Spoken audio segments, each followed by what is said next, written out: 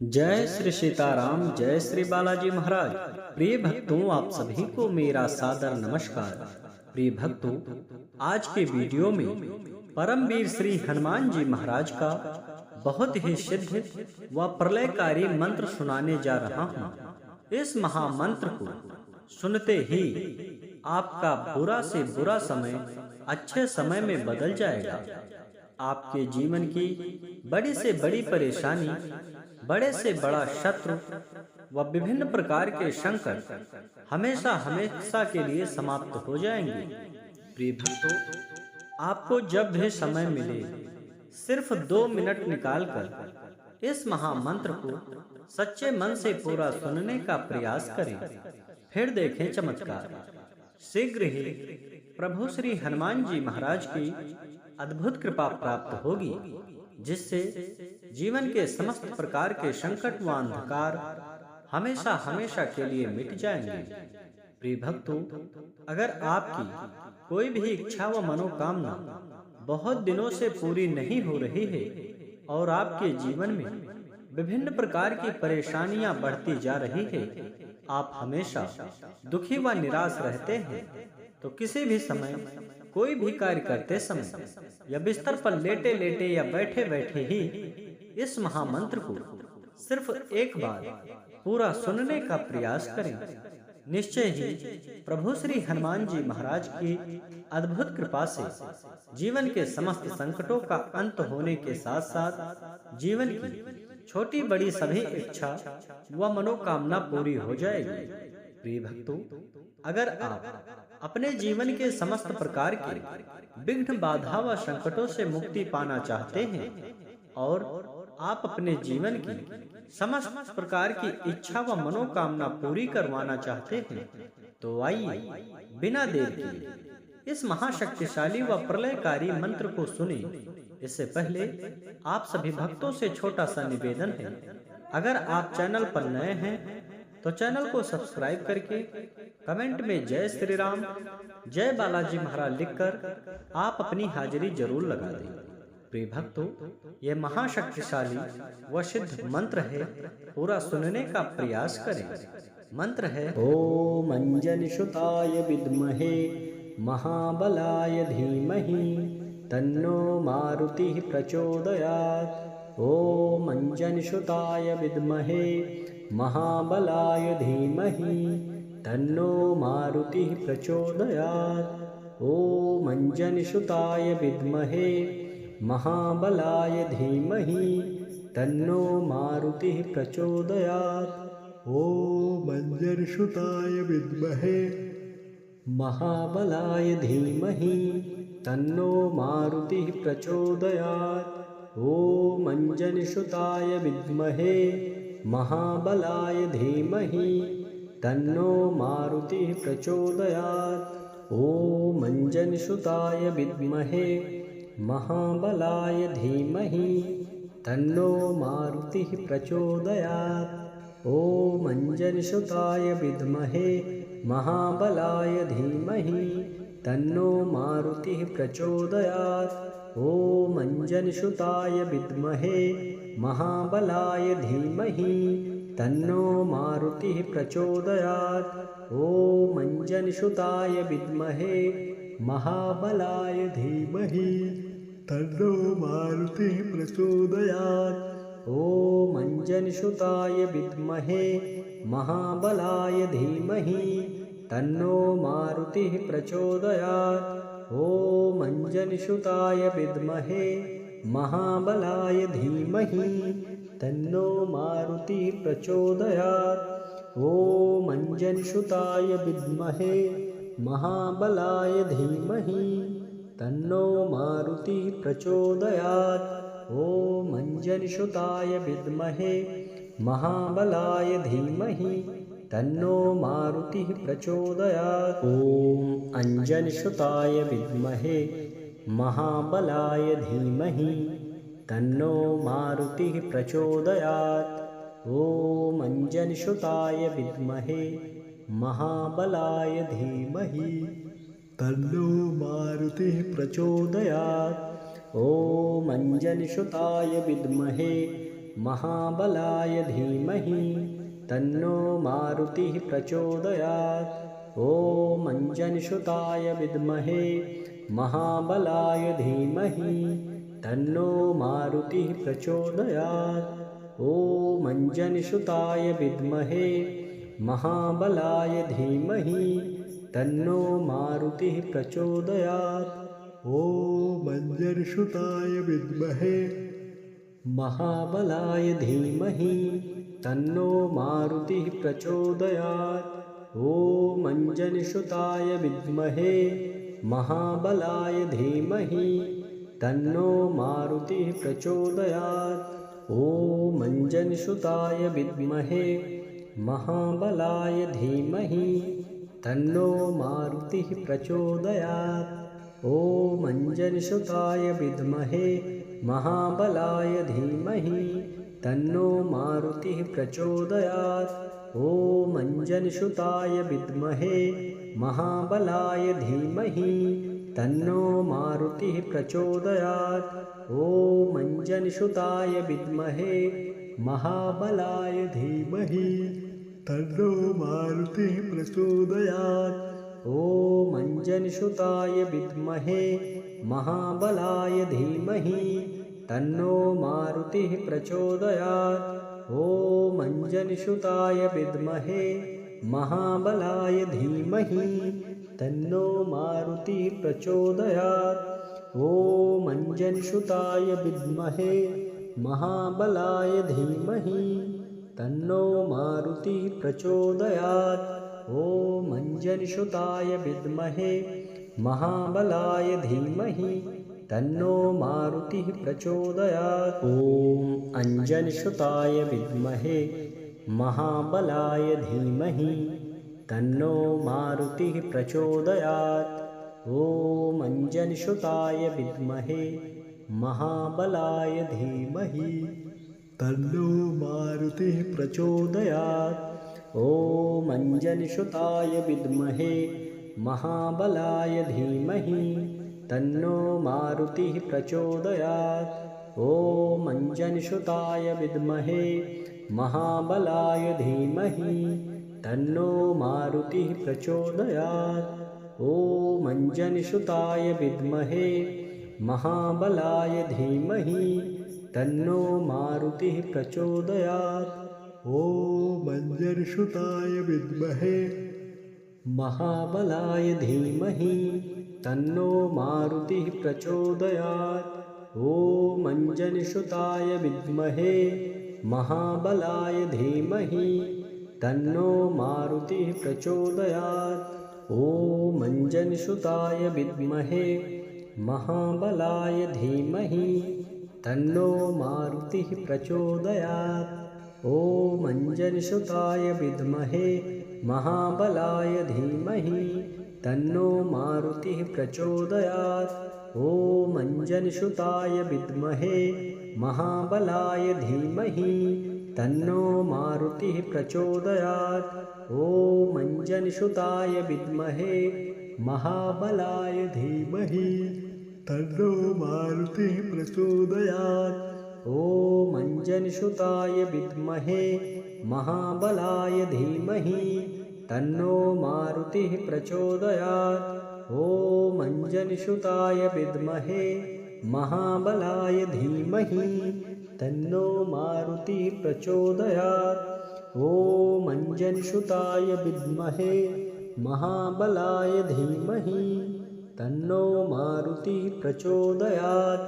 ॐ अंजनीसुताय विद्महे महाबलाय धीमहि तन्नो मारुतिः प्रचोदयात्। ॐ अंजनीसुताय विद्महे महाबलाय धीमहि तन्नो मारुतिः प्रचोदयात्। ॐ अंजनीसुताय विद्महे महाबलाय धीमहि तन्नो मारुतिः प्रचोदयात्। ॐ अंजनीसुताय विद्महे महाबलाय धीमहि तन्नो मारुतिः प्रचोदयात्। ॐ अंजनीसुताय विद्महे महाबलाय धीमहि तन्नो मारुतिः प्रचोदयात्। ॐ अंजनीसुताय विद्महे महाबलाय धीमहि तन्नो मारुतिः प्रचोदयात्। ॐ अंजनीसुताय विद्महे महाबलाय धीमहि तन्नो मारुतिः प्रचोदयात्। ॐ अंजनीसुताय विद्महे महाबलाय धीमहि तन्नो मारुतिः प्रचोदयात्। ॐ अंजनीसुताय विद्महे महाबलाय धीमहि तन्नो मारुतिः प्रचोदयात्। ॐ अंजनीसुताय विद्महे महाबलाय धीमहि तन्नो मारुतिः प्रचोदयात्। ॐ अंजनीसुताय विद्महे महाबलाय धीमहि तन्नो मारुतिः प्रचोदयात्। ॐ अंजनीसुताय विद्महे महाबलाय धीमहि तन्नो मारुतिः प्रचोदयात्। ॐ अंजनीसुताय विद्महे महाबलाय धीमहि तन्नो मारुतिः प्रचोदयात्। ॐ अंजनीसुताय विद्महे महाबलाय धीमहि तन्नो मारुतिः प्रचोदयात्। ॐ अंजनीसुताय विद्महे महाबलाय धीमहि तन्नो मारुतिः प्रचोदयात्। ॐ अंजनीसुताय विद्महे महाबलाय धीमहि तन्नो मारुतिः प्रचोदयात्। ॐ अंजनीसुताय विद्महे महाबलाय धीमहि तन्नो मारुतिः प्रचोदयात्। ॐ अंजनीसुताय विद्महे महाबलाय धीमहि तन्नो मारुतिः प्रचोदयात्। ॐ अंजनीसुताय विद्महे महाबलाय धीमहि तन्नो मारुतिः प्रचोदयात्। ॐ अंजनीसुताय विद्महे महाबलाय धीमहि तन्नो मारुतिः प्रचोदयात्। ॐ अंजनीसुताय विद्महे महाबलाय धीमहि तन्नो मारुतिः प्रचोदयात्। ॐ अंजनीसुताय विद्महे महाबलाय धीमहि तन्नो मारुतिः प्रचोदयात्। ॐ अंजनीसुताय विद्महे महाबलाय धीमहि तन्नो मारुतिः प्रचोदयात्। ॐ अंजनीसुताय विद्महे महाबलाय धीमहि तन्नो मारुतिः प्रचोदयात्। ॐ अंजनीसुताय विद्महे महाबलाय धीमहि तन्नो मारुतिः प्रचोदयात्। ॐ अंजनीसुताय विद्महे महाबलाय धीमहि तन्नो मारुतिः प्रचोदयात्। ॐ अंजनीसुताय विद्महे महाबलाय धीमहि तन्नो मारुतिः प्रचोदयात्। ॐ अंजनीसुताय विद्महे महाबलाय धीमहि तन्नो मारुतिः प्रचोदयात्। ॐ अंजनीसुताय विद्महे महाबलाय धीमहि तन्नो मारुतिः प्रचोदयात्। ॐ अंजनीसुताय विद्महे महाबलाय धीमहि तन्नो मारुतिः प्रचोदयात्। ॐ अंजनीसुताय विद्महे महाबलाय धीमहि तन्नो मारुतिः प्रचोदयात्। ॐ अंजनीसुताय विद्महे महाबलाय धीमहि तन्नो मारुतिः प्रचोदयात्। ॐ अंजनीसुताय विद्महे महाबलाय धीमहि तन्नो मारुतिः प्रचोदयात्। ॐ अंजनीसुताय विद्महे महाबलाय धीमहि तन्नो मारुतिः प्रचोदयात्। ॐ अंजनीसुताय विद्महे महाबलाय धीमहि तन्नो मारुतिः प्रचोदयात्। ॐ अंजनीसुताय विद्महे महाबलाय धीमहि तन्नो मारुतिः प्रचोदयात्। ॐ अंजनीसुताय विद्महे महाबलाय धीमहि तन्नो मारुतिः प्रचोदयात्। ॐ अंजनीसुताय विद्महे महाबलाय धीमहि तन्नो मारुतिः प्रचोदयात्। ॐ अंजनीसुताय विद्महे महाबलाय धीमहि तन्नो मारुतिः प्रचोदयात्। ॐ अंजनीसुताय विद्महे महाबलाय धीमहि तन्नो मारुतिः प्रचोदयात्। ॐ अंजनीसुताय विद्महे महाबलाय धीमहि तन्नो मारुतिः प्रचोदयात्। ॐ अंजनीसुताय विद्महे महाबलाय धीमहि तन्नो मारुतिः प्रचोदयात्। ॐ अंजनीसुताय विद्महे महाबलाय धीमहि तन्नो मारुतिः प्रचोदयात्। ॐ अंजनीसुताय विद्महे महाबलाय धीमहि तन्नो मारुतिः प्रचोदयात्। ॐ अंजनीसुताय विद्महे महाबलाय धीमहि तन्नो मारुतिः प्रचोदयात्। ॐ अंजनीसुताय विद्महे महाबलाय धीमहि तन्नो मारुतिः प्रचोदयात्। ॐ अंजनीसुताय विद्महे महाबलाय धीमहि तन्नो मारुतिः प्रचोदयात्। ॐ अंजनीसुताय विद्महे महाबलाय धीमहि तन्नो मारुतिः प्रचोदयात्। ॐ अंजनीसुताय विद्महे महाबलाय धीमहि तन्नो मारुतिः प्रचोदयात्। ॐ अंजनीसुताय विद्महे महाबलाय धीमहि तन्नो मारुतिः प्रचोदयात्। ॐ अंजनीसुताय विद्महे महाबलाय धीमहि तन्नो मारुतिः प्रचोदयात्। ॐ अंजनीसुताय विद्महे महाबलाय धीमहि तन्नो मारुतिः प्रचोदयात्। ॐ अंजनीसुताय विद्महे महाबलाय धीमहि तन्नो मारुतिः प्रचोदयात्। ॐ अंजनीसुताय विद्महे महाबलाय धीमहि तन्नो मारुतिः प्रचोदयात्। ॐ अंजनीसुताय विद्महे महाबलाय धीमहि तन्नो मारुतिः प्रचोदयात्। ॐ अंजनीसुताय विद्महे महाबलाय धीमहि तन्नो मारुतिः प्रचोदयात्। ॐ अंजनीसुताय विद्महे महाबलाय धीमहि तन्नो मारुतिः प्रचोदयात्। ॐ अंजनीसुताय विद्महे महाबलाय धीमहि तन्नो मारुतिः प्रचोदयात्। ॐ अंजनीसुताय विद्महे महाबलाय धीमहि तन्नो मारुतिः प्रचोदयात्।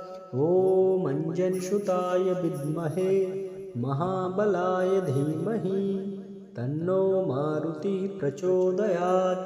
ॐ अंजनीसुताय विद्महे महाबलाय धीमहि तन्नो मारुतिः प्रचोदयात्। ॐ अंजनीसुताय विद्महे महाबलाय धीमहि तन्नो मारुतिः प्रचोदयात्। ॐ अंजनीसुताय विद्महे महाबलाय धीमहि तन्नो मारुतिः प्रचोदयात्। ॐ अंजनीसुताय विद्महे महाबलाय धीमहि तन्नो मारुतिः प्रचोदयात्। ॐ अंजनीसुताय विद्महे महाबलाय धीमहि तन्नो मारुतिः प्रचोदयात्। ॐ अंजनीसुताय विद्महे महाबलाय धीमहि तन्नो मारुतिः प्रचोदयात्। ॐ अंजनीसुताय विद्महे महाबलाय धीमहि तन्नो मारुतिः प्रचोदयात्। ॐ अंजनीसुताय विद्महे महाबलाय धीमहि तन्नो मारुतिः प्रचोदयात्। ॐ अंजनीसुताय विद्महे महाबलाय धीमहि तन्नो मारुतिः प्रचोदयात्। ॐ अंजनीसुताय विद्महे महाबलाय धीमहि तन्नो मारुतिः प्रचोदयात्। ॐ अंजनीसुताय विद्महे महाबलाय धीमहि तन्नो मारुतिः प्रचोदयात्। ॐ अंजनीसुताय विद्महे महाबलाय धीमहि तन्नो मारुतिः प्रचोदयात्। ॐ अंजनीसुताय विद्महे महाबलाय धीमहि तन्नो मारुतिः प्रचोदयात्। ॐ अंजनीसुताय विद्महे महाबलाय धीमहि तन्नो मारुतिः प्रचोदयात्। ॐ अंजनीसुताय विद्महे महाबलाय धीमहि तन्नो मारुतिः प्रचोदयात्। ॐ अंजनीसुताय विद्महे महाबलाय धीमहि तन्नो मारुतिः प्रचोदयात्। ॐ अंजनीसुताय विद्महे महाबलाय धीमहि तन्नो मारुतिः प्रचोदयात्। ॐ अंजनीसुताय विद्महे महाबलाय धीमहि तन्नो मारुतिः प्रचोदयात्। ॐ अंजनीसुताय विद्महे महाबलाय धीमहि तन्नो मारुतिः प्रचोदयात्। ॐ अंजनीसुताय विद्महे महाबलाय धीमहि तन्नो मारुतिः प्रचोदयात्। ॐ अंजनीसुताय विद्महे महाबलाय धीमहि तन्नो मारुतिः प्रचोदयात्। ॐ अंजनीसुताय विद्महे महाबलाय धीमहि तन्नो मारुतिः प्रचोदयात्। ॐ अंजनीसुताय विद्महे महाबलाय धीमहि तन्नो मारुतिः प्रचोदयात्। ॐ अंजनीसुताय विद्महे महाबलाय धीमहि तन्नो मारुतिः प्रचोदयात्। ॐ अंजनीसुताय विद्महे महाबलाय धीमहि तन्नो मारुतिः प्रचोदयात्। ॐ अंजनीसुताय विद्महे महाबलाय धीमहि तन्नो मारुतिः प्रचोदयात्। ॐ अंजनीसुताय विद्महे महाबलाय धीमहि तन्नो मारुतिः प्रचोदयात्। ॐ अंजनीसुताय विद्महे महाबलाय धीमहि तन्नो मारुतिः प्रचोदयात्। ॐ अंजनीसुताय विद्महे महाबलाय धीमहि तन्नो मारुतिः प्रचोदयात्। ॐ अंजनीसुताय विद्महे महाबलाय धीमहि तन्नो मारुतिः प्रचोदयात्। ॐ अंजनीसुताय विद्महे महाबलाय धीमहि तन्नो मारुतिः प्रचोदयात्। ॐ अंजनीसुताय विद्महे महाबलाय धीमहि तन्नो मारुतिः प्रचोदयात्। ॐ अंजनीसुताय विद्महे महाबलाय धीमहि तन्नो मारुतिः प्रचोदयात्। ॐ अंजनीसुताय विद्महे महाबलाय धीमहि तन्नो मारुतिः प्रचोदयात्। ॐ अंजनीसुताय विद्महे महाबलाय धीमहि तन्नो मारुतिः प्रचोदयात्। ॐ अंजनीसुताय विद्महे महाबलाय धीमहि तन्नो मारुतिः प्रचोदयात्। ॐ अंजनीसुताय विद्महे महाबलाय धीमहि तन्नो मारुतिः प्रचोदयात्। ॐ अंजनीसुताय विद्महे महाबलाय धीमहि तन्नो मारुतिः प्रचोदयात्। ॐ अंजनीसुताय विद्महे महाबलाय धीमहि तन्नो मारुतिः प्रचोदयात्। ॐ अंजनीसुताय विद्महे महाबलाय धीमहि तन्नो मारुतिः प्रचोदयात्। ॐ अंजनसुताय विद्महे महाबलाय धीमहि तन्नो मारुतिः प्रचोदयात्। ॐ अंजनसुताय विद्महे महाबलाय धीमहि तन्नो मारुतिः प्रचोदयात्। ॐ अंजनसुताय विद्महे महाबलाय धीमहि तन्नो मारुतिः प्रचोदयात्। ॐ अंजनसुताय विद्महे महाबलाय धीमहि तन्नो मारुतिः प्रचोदयात्।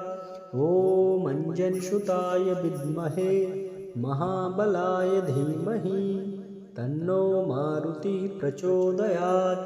ॐ अंजनसुताय विद्महे महाबलाय धीमहि तन्नो मारुतिः प्रचोदयात्। ॐ अंजनसुताय विद्महे महाबलाय धीमहि तन्नो मारुतिः प्रचोदयात्। ॐ अंजनसुताय विद्महे महाबलाय धीमहि तन्नो मारुतिः प्रचोदयात्। ॐ अंजनसुताय विद्महे महाबलाय धीमहि तन्नो मारुतिः प्रचोदयात्। ॐ अंजनसुताय विद्महे महाबलाय धीमहि तन्नो मारुतिः प्रचोदयात्। ॐ अंजनसुताय विद्महे महाबलाय धीमहि तन्नो मारुतिः प्रचोदयात्। ॐ अंजनसुताय विद्महे महाबलाय धीमहि तन्नो मारुतिः प्रचोदयात्। ॐ अंजनसुताय विद्महे महाबलाय धीमहि तन्नो मारुतिः प्रचोदयात्। ॐ अंजनसुताय विद्महे महाबलाय धीमहि तन्नो मारुतिः प्रचोदयात्। ॐ अंजनसुताय विद्महे महाबलाय धीमहि तन्नो मारुतिः प्रचोदयात्। ॐ अंजनसुताय विद्महे महाबलाय धीमहि तन्नो मारुतिः प्रचोदयात्। ॐ अंजनसुताय विद्महे महाबलाय धीमहि तन्नो मारुतिः प्रचोदयात्। ॐ अंजनसुताय विद्महे महाबलाय धीमहि तन्नो मारुतिः प्रचोदयात्। ॐ अंजनसुताय विद्महे महाबलाय धीमहि तन्नो मारुतिः प्रचोदयात्। ॐ अंजनसुताय विद्महे महाबलाय धीमहि तन्नो मारुतिः प्रचोदयात्। ॐ अंजनसुताय विद्महे महाबलाय धीमहि तन्नो मारुतिः प्रचोदयात्। ॐ अंजनसुताय विद्महे महाबलाय धीमहि तन्नो मारुतिः प्रचोदयात्। ॐ अंजनसुताय विद्महे महाबलाय धीमहि तन्नो मारुतिः प्रचोदयात्। ॐ अंजनसुताय विद्महे महाबलाय धीमहि तन्नो मारुतिः प्रचोदयात्। ॐ अंजनसुताय विद्महे महाबलाय धीमहि तन्नो मारुतिः प्रचोदयात्। ॐ अंजनसुताय विद्महे महाबलाय धीमहि तन्नो मारुतिः प्रचोदयात्।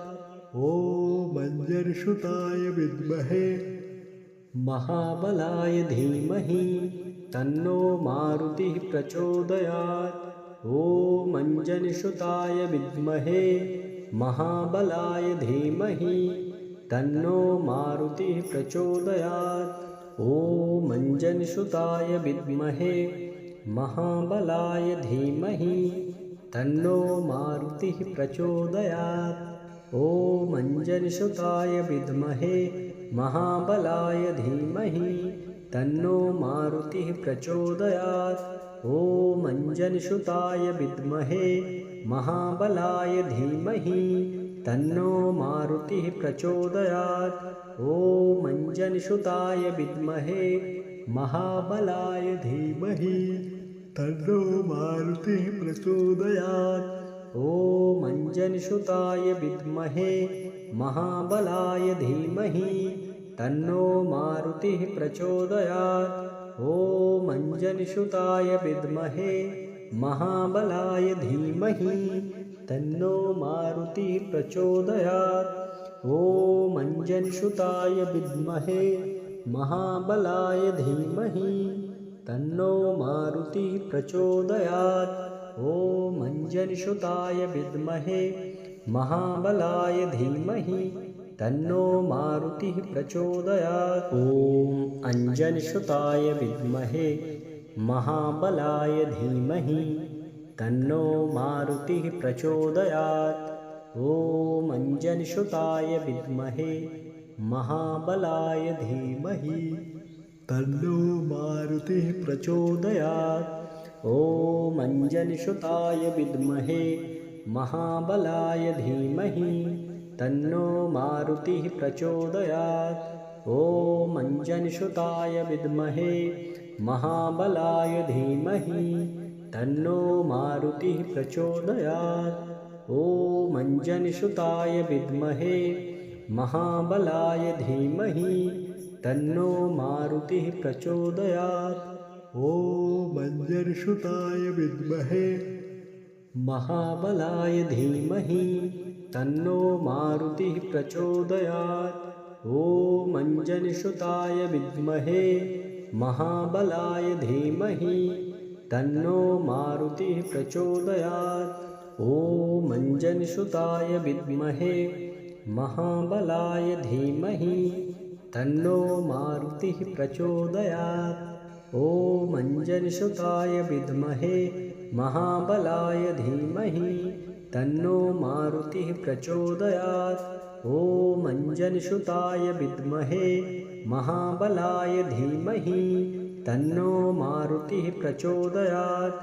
ॐ अंजनीसुताय विद्महे महाबलाय धीमहि तन्नो मारुतिः प्रचोदयात्। ॐ अंजनीसुताय विद्महे महाबलाय धीमहि तन्नो मारुतिः प्रचोदयात्। ॐ अंजनीसुताय विद्महे महाबलाय धीमहि तन्नो मारुतिः प्रचोदयात्। ॐ अंजनीसुताय विद्महे महाबलाय धीमहि तन्नो मारुतिः प्रचोदयात्। ॐ अंजनीसुताय विद्महे महाबलाय धीमहि तन्नो मारुतिः प्रचोदयात्। ॐ अंजनीसुताय विद्महे महाबलाय धीमहि तन्नो मारुतिः प्रचोदयात्। ॐ अंजनीसुताय विद्महे महाबलाय धीमहि तन्नो मारुतिः प्रचोदयात्। ॐ अंजनीसुताय विद्महे महाबलाय धीमहि तन्नो मारुतिः प्रचोदयात्। ॐ अंजनीसुताय विद्महे महाबलाय धीमहि तन्नो मारुतिः प्रचोदयात्। ॐ अंजनीसुताय विद्महे महाबलाय धीमहि तन्नो मारुतिः प्रचोदयात्। ॐ अंजनीसुताय विद्महे महाबलाय धीमहि तन्नो मारुतिः प्रचोदयात्। ॐ अंजनीसुताय विद्महे महाबलाय धीमहि तन्नो मारुतिः प्रचोदयात्। ॐ अंजनीसुताय विद्महे महाबलाय धीमहि तन्नो मारुतिः प्रचोदयात्। ॐ अंजनीसुताय विद्महे महाबलाय धीमहि तन्नो मारुतिः प्रचोदयात्। ॐ अंजनीसुताय विद्महे महाबलाय धीमहि तन्नो मारुतिः प्रचोदयात्। ॐ अंजनीसुताय विद्महे महाबलाय धीमहि तन्नो मारुतिः प्रचोदयात्। ॐ अंजनीसुताय विद्महे महाबलाय धीमहि तन्नो मारुतिः प्रचोदयात्। ॐ अंजनीसुताय विद्महे महाबलाय धीमहि तन्नो मारुति प्रचोदयात्। ॐ अंजनसुताय विद्महे महाबलाय धीमहि तन्नो मारुति प्रचोदयात्।